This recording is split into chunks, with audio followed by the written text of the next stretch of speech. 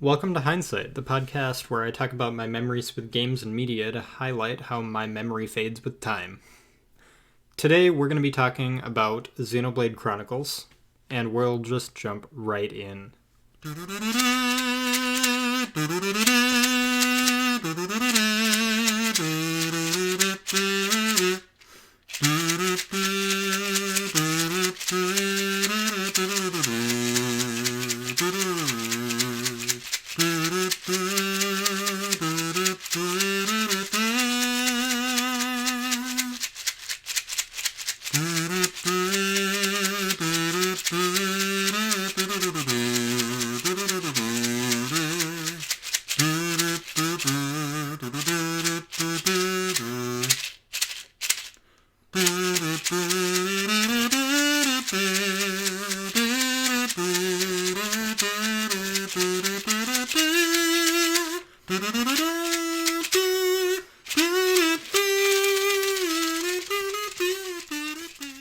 Xenoblade Chronicles is a newer game. It released originally probably a similar time to Twilight Princess, in that 2010 range.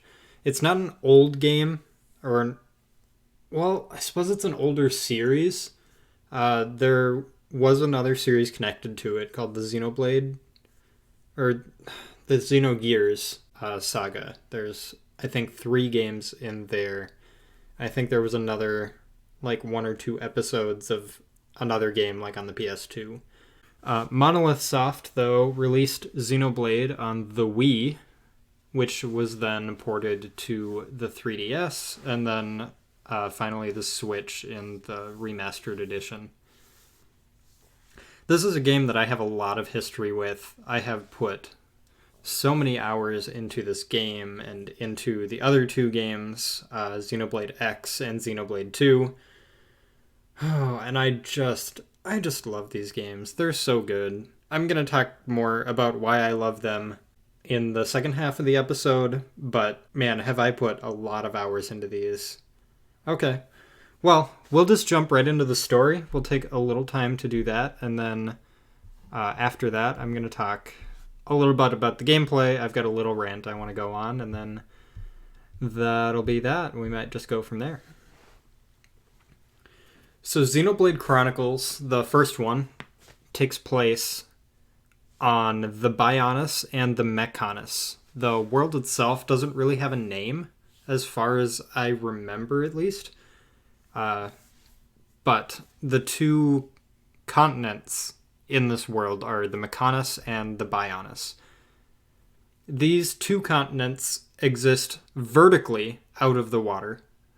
So all of the different towns and villages throughout the game are located vertically on the map rather than horizontal. So these 2 humanoid structures, essentially. I suppose we should just go back, because I don't want to have to bother with going back in time.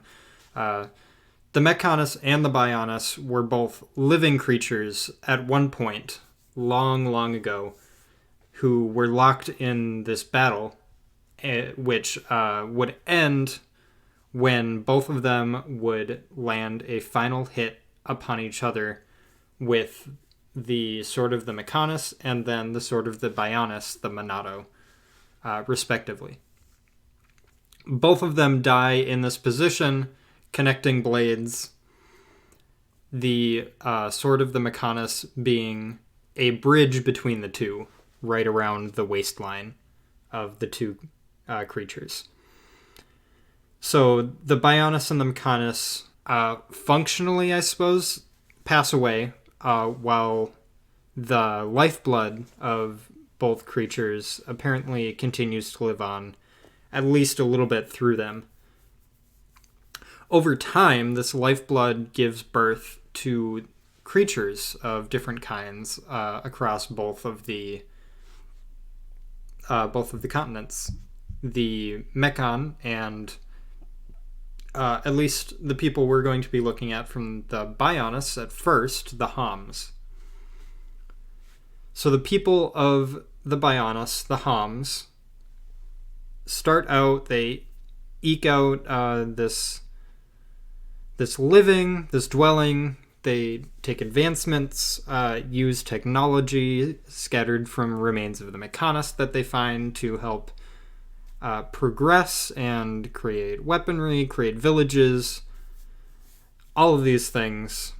They use these batteries they find from the Mechon to power structures, and as time passes, the Mechons also advance and actually start a second battle between the Mechons and the Homs.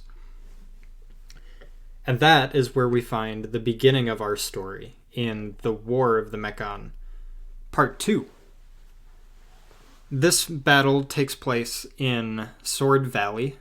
If you didn't understand where that is from the name, it is the sword that connects the two continent structures. So the Homs and the Mechon meet for battle on the Sword of the Mechonis.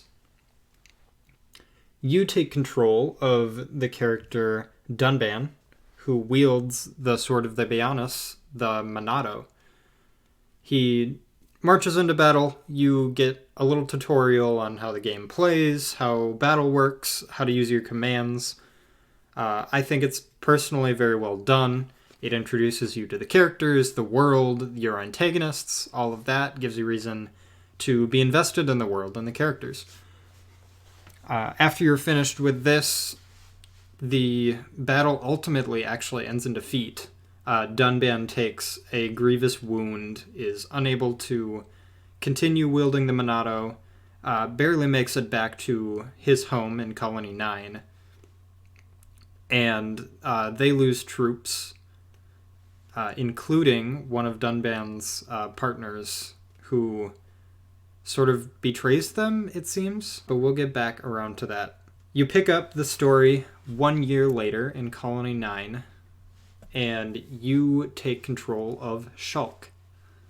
Shulk is a researcher who's been spending his time trying to understand the Monado, all of its powers, and a little bit how they can try to give Dunban the power back to wield the Monado again.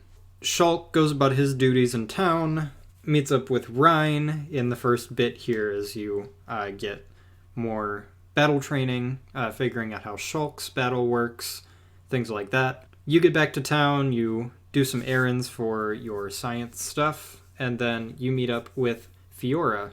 Fiora is the love interest for Shulk. She is Dunban's sister, I believe. Nobody has parents that we know of because orphans are cool for the RPG series. Shulk and Fiora have a few moments as you go about getting some more batteries, doing some research on the Monado, getting all of this set up, when all of a sudden Colony 9 is attacked by a group of Mechon who descends upon the knee of the Bionis from above. This squadron of Mechon practically destroys the city instantaneously. Shulk and his friends are all in panic, trying to figure out what to do as these beasts descend on and crush all of everything in their hometown. So Shulk, being quick-witted as he is, thinks to grab the Monado, the sword that is strong against the Mechon. He runs back to his research room and finds it completely blocked off by rubble, with the Monado nowhere to be found or trapped underneath. So he heads back with Rhine with one of these battery nodes to try to activate this armed cannon so that they can at least have some sort of defense. Fiora's there to get the armed unit running when they show up. And then you also meet up with Dunban, who has grabbed the Monado for himself ahead of time. So thankfully Shulk wasn't the only quick-witted person there. Dunban, however, can only wield the Monado for about 3 swings before the power resurges and causes his injury to flare back up. Shulk with all of his quick-wittedness, decides someone's got to do it, so I'm going to grab the Monado and I'm going to wield it myself. Shulk is able to pick up the Monado and realize the power that the Monado has, which allows him to see the future. He's able to use this in order to destroy the Mechon and save his friends. Shulk, Rhine, and Dunban go to meet up with Fiora in the south end of town and try to ward off the rest of the Mechon. This is when our antagonist, Metalface, shows up. He descends on the city and begins attacking Shulk because of the Monado. You fight Metalface and are completely unable to damage him. He doesn't take any damage from the Monado. You have to actually use different abilities and tricks about the combat system in order to knock him down, in order to deal damage to him slowly. But the Monado is otherwise useless against him. For whatever reason, the Monado isn't able to strike through. So you fight Metalface. After a little while, he's taken enough of a beating and decides to leave. He gets up, turns around, and leaves, but not without killing Fiora first. Sorry, spoilers, it's the first 4 hours of the game. Yeah, she's gone, and Shulk and Rhine decide to head out for revenge, to take revenge against Metalface and the Mechon on their own. Dunban urges them kind of not to leave, but ultimately lets them, and they make their way up the leg of the Bionis. On their way up, they come across a new character here. We have Sharla. Sharla is a member of Colony 6, which also suffered a previous Mechon attack. The Mechon who attacked Colony 6 was Brassface. Brassface leveled Colony 6, scattered the rest of the residents who took shelter, basically, on Gower Plains, up on the thigh of the Bionis. And there's very few people left. Anyone who didn't make it out or stood back to defend, which would include Sharla's love interest, Gatto. I think I kind of got a little distracted there, but you meet up with Sharla. Sharla wants to get back to Colony 6 to find Gatto, for obvious reasons, I would think. So you make your way over. There are a couple more story segments, but they're pretty small, so I'm just gonna kind of skip around to the big stuff. This is a 70-hour game, so I'm not gonna have time for all of the little segments. Sharla has a brother, something like that, and he gets into trouble here, and you meet up with Brassface because of that, and you learn about your second Monado art. The Monado in battle has certain abilities that you're able to use to buff your allies or deal big damage to enemies, give your allies the ability to damage Mechon with their regular weapons, things like that. But you meet up with Brassface. He completely levels you. It's a scripted death. And then runs away back to Colony 6. Tells you, he takes Sharla's brother with him, actually. So that's why you will be heading to Colony 6. Primarily beyond, trying to get up and take revenge on the Mechon anyway. It didn't matter that he took her brother, but it certainly didn't hurt. So you make your way up. You get to Colony 6 through the mines, actually. There's a mine for the ether substance, the blood of the Bionis, which they use for batteries and powering devices and for ammunition, things like that. So you have this river mine down below Colony 6. So you make your way through there and meet up with one of the leaders of Colony 6, who had stayed behind with Gatto, and he informs Sharla that Gatto did not make it. He hands her Gatto's rifle, and both of them swear revenge on the Mechon as you make your way back to the colony itself. As you get to the edge, you meet back up with Brassface, and you are able to dispatch him through somewhat sheer luck, a lot of really ridiculous strategies on trying to knock him into the river, which is eventually effective. There's a lot of crazy stuff that happens. Shulk does some crazy stuff. Ryan does some crazy stuff. There's a character death, but Shulk, Ryan, and Sharla all make it out unscathed for the most part. As you finish this battle, you take a moment to gather yourself and make your way up out of the mines back to Colony 6, where you actually fight Brassface a second time, as he wasn't quite defeated in the River of Ether. This is a full-on elevator fight and is fantastic. After finishing this fight, you gain some intel from Brassface about the weakness of the Mechon.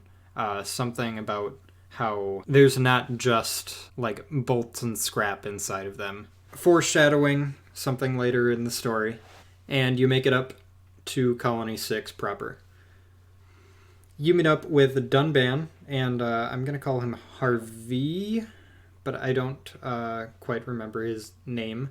He's the other friend that you had in the beginning segment with Dunban's fight, and he basically leads you up further up the Bionis, because he's one of the only people who's been up that far, and Dunban also joins your party. So now, for the first time, you have a party of 4, which is very nice. It gives you... You know what? Actually, you don't have a party of 4 because the max party size is 3, but you have your first swappable character. My memory, I guess, is a little foggy, even though I just played the remastered edition recently. And that's about as far as I made it when I went through the remaster so far. So the rest of this will be pretty much fresh and new. You make it up to the waist of the Monado and go up the back to try to get to the shoulder. There was some information given to you about Prison Island, an island that's up by the High Entia, who inhabit the shoulders and the neck space of the Bionis.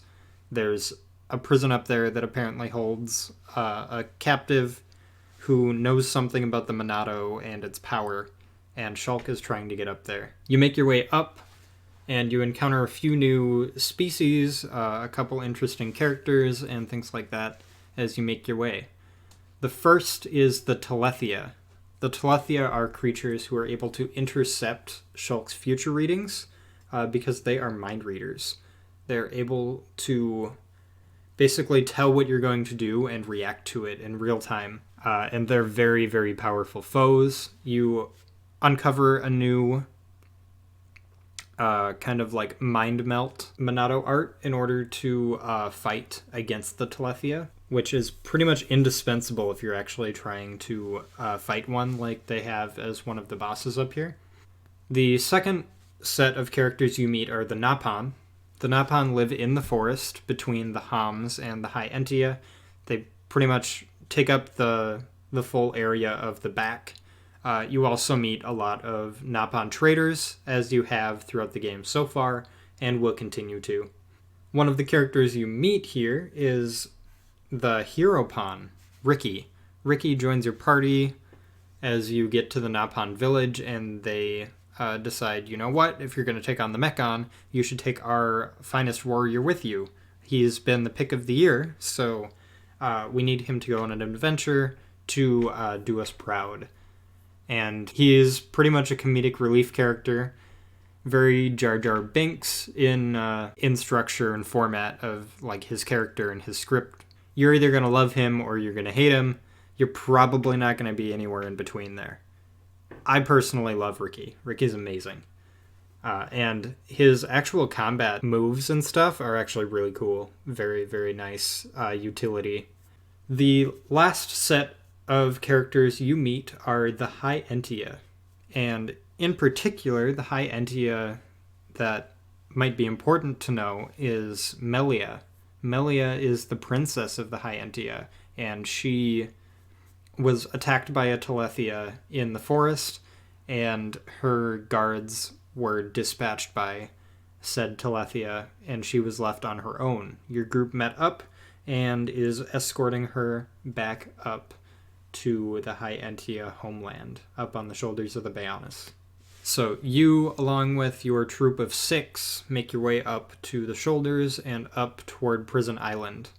There's a little bit of segment here where Melia is like restricted and you're restricted from going to Prison Island and doing some of the things that you are said and meant to do. You have a short segment where you go and help Melia out at the High Entia tomb for her like training of some kind. I don't remember much about that segment. It seemed like kind of like a cop-out to kind of train you on how to use Melia's abilities. It didn't strike me as very important. There was a little like flashback or memory there, but other than that, yeah, it was kind of out of the way for no reason. After that, you are able to head up to Prison Island. You would talk with this prisoner character. He's a large, kind of like a Greek god kind of guy who is like speared in place on this structure and stretched out on all fours. This character reveals some power of the Monado to you, is able to help Shulk unlock more of the Monado's power, and the Monado itself transforms into the Monado Mark II. The Mark II is probably my favorite form of the Monado. It's a lot more streamlined. It has more of a sword shape rather than the kind of toy shape that it has. It is rounded on both sides now. It's much longer. It has a little bit more of a guard over Shulk's wrists and his fingers. And definitely it's much stronger. As you had found and come to expect through the memory that led you to Prison Island, Metal Face shows back up, along with a new face, Jade Face. You deal enough damage with your new Monado Mark II to cause Metal Face and Jade Face to run away, but not before you get a glimpse or like a voice clip from Jade Face, which sounds like Fiora. That's very odd.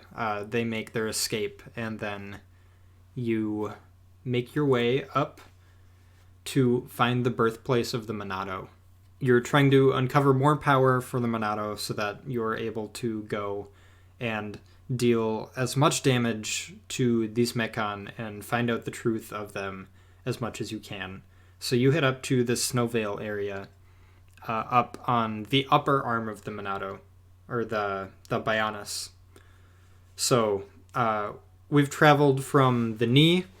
Imagine like a samurai ready stance is a little bit like what the Bionis looks like on its own.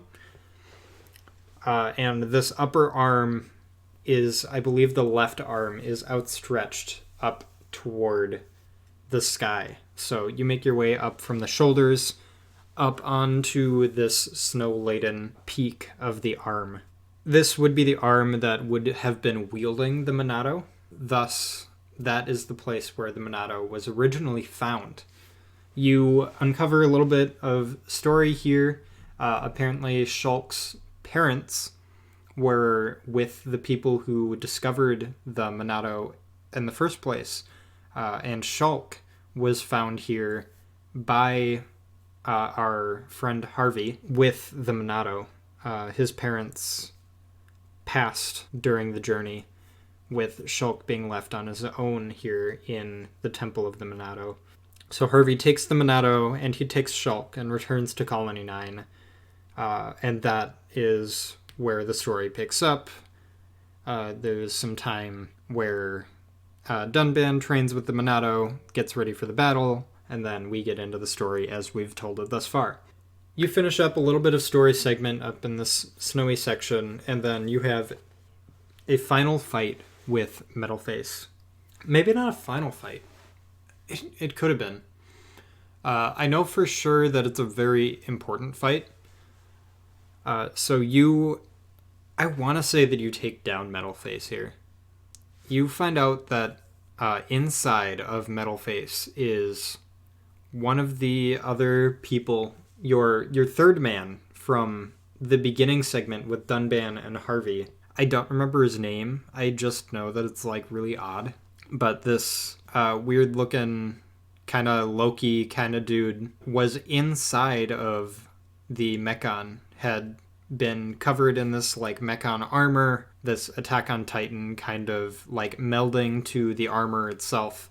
And you discover that within these faced Mechons are Homs. So the group gets to thinking that maybe Jadeface was Fiora.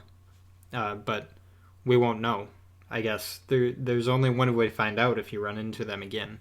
After dispatching this character, you make your way to Sword Valley to try to find Fiora on the Mechonis. On your way, you come across a shop that sells these Mechon weapons. Important to note, I mentioned it earlier when I was talking about Monado arts, but normal weapons cannot damage Mechon. They like completely bounce off. I would recommend buying these Mechon weapons so that you're at least able to deal damage. Even some of the weapons that you find from fighting the Mechon don't actually deal damage to them. So it's important to at least, keep a set of weapons that can be used against them. Even though you can, give the ability to hit Mechon. That's just my advice. That's just me. So take it or leave it. You make your way through Sword Valley. There's not really actually much to say here. I want to say you have a little section as you cross the battlefield where Dunban did battle with Harvey and your other friend. Not so much friend. And at the end of Sword Valley, you're intercepted once again by Mechon, and Shulk and the others are knocked from this platform down onto the Mechonis itself. You go through a segment, I guess a couple segments, where each character or set of characters, like Ryan and Sharla are grouped up, and then like Ricky and Dunban, and Shulk, and wouldn't you know it, Fiora shows up as well. You fight, I believe, actually, yeah, you finish this fight. The reason you fall is that Jadeface shows up, and as you finish fighting Jadeface, they deactivate, but have this berserk, like, ray gun attack that destabilizes the platform, and everyone falls. And Shulk wakes up on this beach down on the leg of the Mechonis with Fiora, who has just emerged from Jadeface. Fiora is also outfitted with this Mechonis gear, and she has this emblematic figure on her chest, like a hard drive, kind of. So she has this like implant, basically, where her heart should be. There's not a whole lot said on it yet, but you'll make your way up the Mechonis, gather the rest of your group, and make your way up with Fiora. As you make your way up, you come across the Mechon village. This is, I think, a very important part of the game, where Shulk and the rest of your Homs characters come across Mechon that aren't looking for war and aren't looking for aggression, are looking to help you to end the violence between the two countries. And for the first time in the game, you realize that no, these aren't mindless beasts. They're being controlled by something, and there are people over here who also want to see the violence ended. Being moved by this, the goals of your group are changed. not from eliminating all of the Mechon to finding out who exactly is controlling the Mechon and stopping them instead. You make your way up to the top of the Mechonis through several boss fights, several things like that. There's not... I want to say there's not like a whole lot of story in between this segment. Definitely the story jumps from like moderately interesting to Dragon Ball Z levels of intense and ridiculous very, very quickly here towards the end.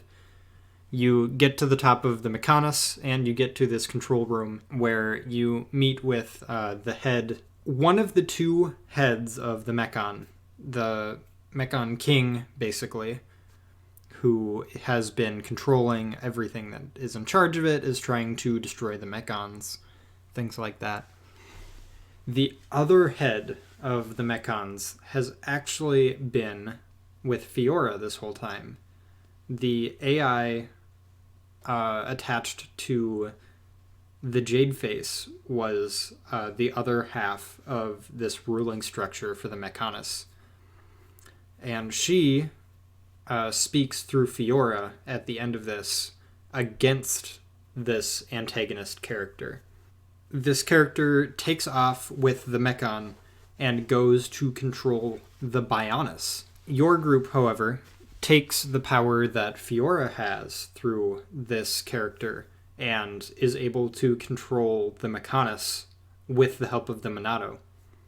After a very cinematic fight between the Mechonis and the Bionis, your new antagonist, in the form of this Mechon, escapes from the Bionis and makes their way out into space to try to destroy like the solar system or the universe.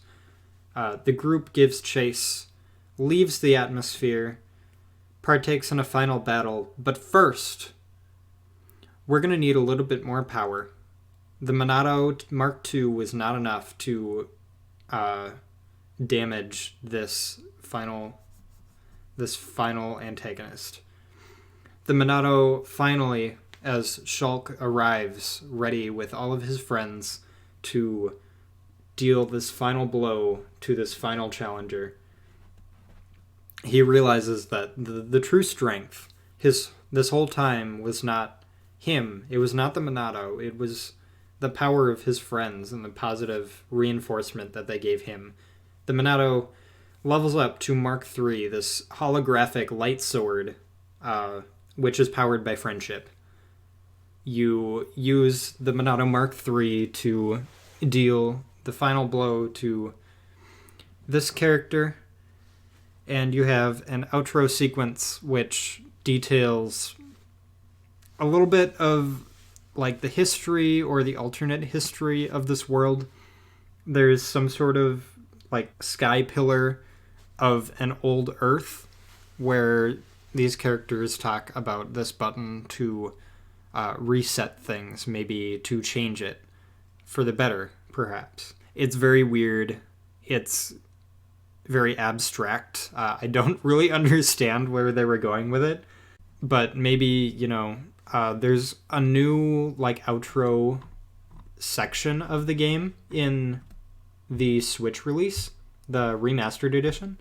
So maybe that has some closure for some of those things. I'm interested to see where that leads. So that's the story for the game. It's a little longer than I actually anticipated it was going to take. But a couple things about the game that I want to talk about. I've been thinking, I've been playing through some of the Final Fantasy games. And I've actually talked about Final Fantasy X, which I don't think actually applies to this. But Xenoblade does a really interesting thing with the way you progress through the game. First of all, one of the very important things it does is give you fast travel. Being able to travel quickly between areas, between towns, is pretty much indispensable in how absolutely massive this game is. It's so big. It truly does feel like you're spanning 2 continents. Uh, all of the secret areas, all the collectibles, all of the buildings, all of the enemies, all of the different types of enemies, all of the creatures. It's just, it's so big. It's the breadth of this game is completely outrageous. Personally, I think. But the thing that big of a game needs is to not feel stale. And I think that Xenoblade does a really interesting thing, kind of getting back to my original point, with its leveling system. XP, experience points, in Xenoblade can be gained in a wide variety of ways. And primarily, I think one of the important things for this, one of my problems with JRPGs is that you gain XP through combat, but they also present you with such beautiful and huge worlds to explore, while by only giving you XP in combat, it kind of takes away from the goal of exploring the world and seeing what's in it, when, really your goal as a player is to not be in that world, it's to be in the battle screen. But the thing that Xenoblade does is they reward XP for exploration. So each area that you find, each town, each tent system, each secret area, all of those all reward you experience to all of your characters. As you discover more of the map, as you find little hidden segments, as you collect collectibles, as you fill out collectible sheets, as you do side quests, all of these things add to your experience.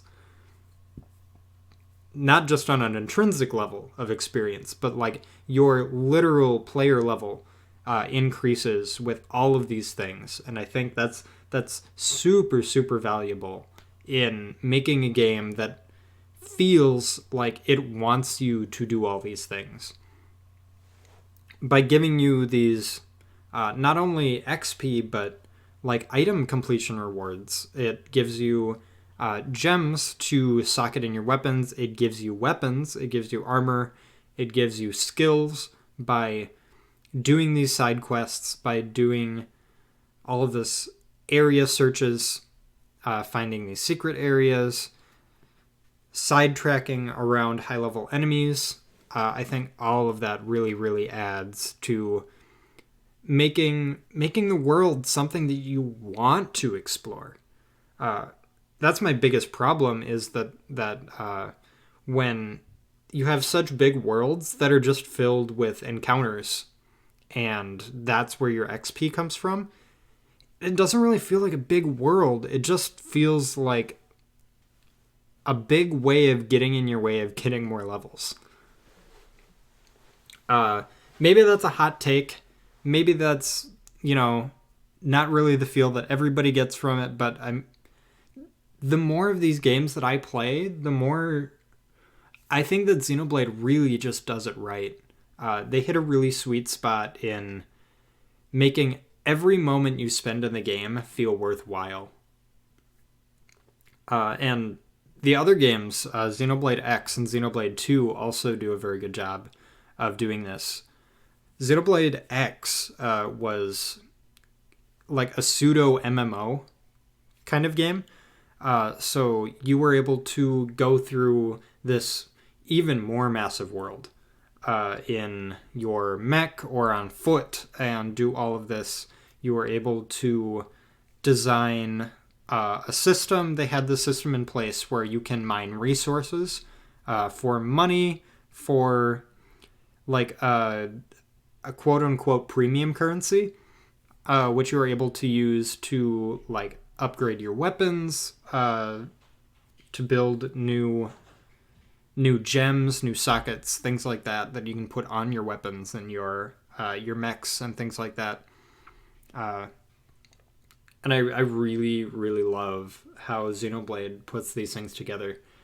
I would have to say that it's my favorite like RPG series. And I think I'm not sure if it qualifies as a JRPG technically, but if it does, I mean it puts most of the others to shame. To be completely honest, I think that what it does so well, and I very much look forward to seeing more of these games. So that's about what I've got to say on Xenoblade. I am looking forward to talking about more games in the future. And I will catch you in the next episode.